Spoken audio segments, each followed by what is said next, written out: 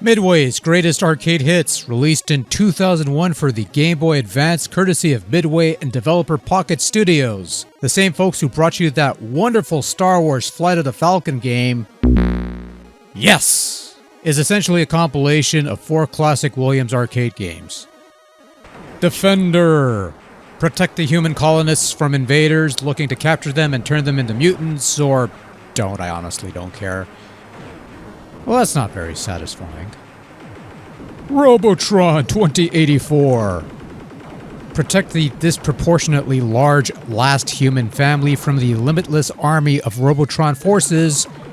Spoiler alert, this battle is a lost cause, so just go for the high score. That's a little more attainable, right? Okay. Joust.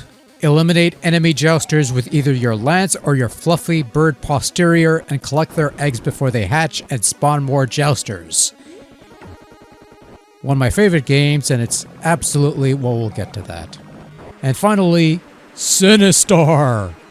Mine asteroids for Cinnebombs to be used against the fearsome Sinistar, prevented from being completed or else you die. Well, they got the voice bites in there at least.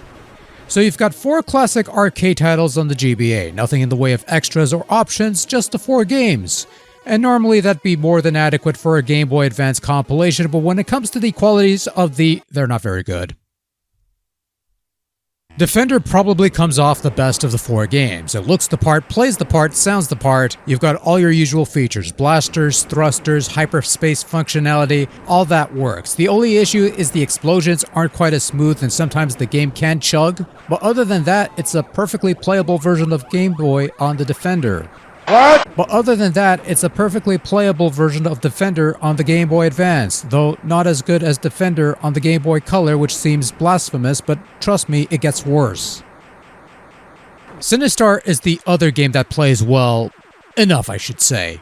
The game is fast and frantic, keeps track of your collected Cinnebombs, and there's even a radar to keep an eye out on things. All the usual features of Sinistar, which also has its fearsome voice bites, and they sound clear enough, I suppose.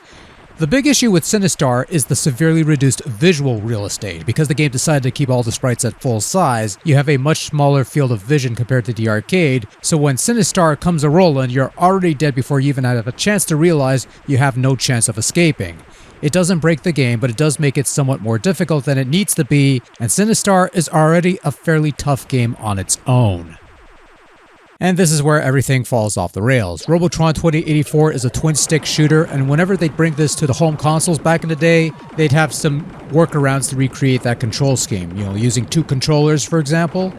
Obviously, you can't do that with a handheld with 2 buttons and 2 triggers, so rather than do some kind of workaround or give you some control scheme with a bit of options, let's just have the hero fire in the direction he's facing a la Berserk, and the other button just to keep your hero from moving, which is stupid, because why would you stop moving in a small space full of killer robots? I mean, the game runs fine, all things considered, a bit choppy, but it does run fine. But the controls are what ruins this version of Robotron. This is not how Robotron is meant to be played. It is playable, I'll give it that much, but nah. And finally, there's Joust, and this one hurts, man. This one hurts the most, because Joust is one of my all-time favorite games that I clearly need to get back to one of these days, and this version sucks.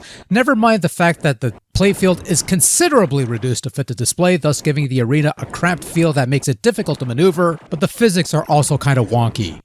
Eggs drop straight down after a foe is defeated, they're supposed to float for a bit.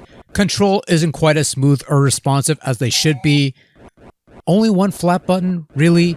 The NES version gave you 2, the SNES version gave you like 1 billion. And then there's stuff like this that really...